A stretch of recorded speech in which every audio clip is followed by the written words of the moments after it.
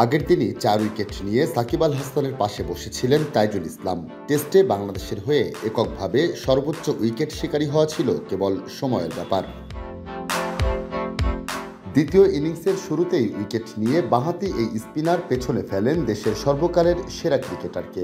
টেস্টে বাংলাদেশের সবচেয়ে বেশি উইকেট এখন এককভাবে তাইজুলের। 500 রানের লক্ষ্য নিয়ে নামা আয়ারল্যান্ড ইনিংসের ষষ্ঠ ওভারে আঘাত হানেন তাইজুল। ভেতরে ঢোকা বলে আইরিশ অধিনায়ক অ্যান্ড্রু বালবার্নিকে এলবিডব্লিউ করে 247 নম্বর উইকেটটি তুলে নেন বাঁহাতি স্পিনার। সাকিবের 246 উইকেট পেছনে ফেলে তাইজুল এখন টেস্টে বাংলাদেশের সফলতম বোলার। সাকিবকে ছাড়িয়ে যেতে 19 ইনিংস কম লেগেছে তাইজুলের। 2014 সালে টেস্টে অভিষেক হওয়া তাইজুল শুরু থেকেই আলো ছড়িয়ে একসময় হয়ে ওঠেন দলের অন্যতম ভরসা। 57 টেস্টে সাকিবকে ছাড়িয়ে যেতে 31.02 গড়ে উইকেট পেয়েছেন তাইজুল।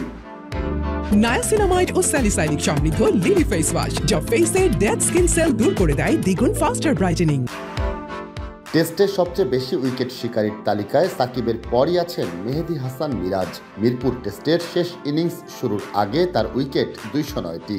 বাংলাদেশের শত উইকেটের ক্লাবে আর আছেন কেবল মোহাম্মদ রফিক। 2009 সালে টেস্ট ক্যারিয়ার শেষ করা মাশরাফি বিন মুর্তজা 78 উইকেট নিয়ে এখনও আছেন শীর্ষ 5-এ।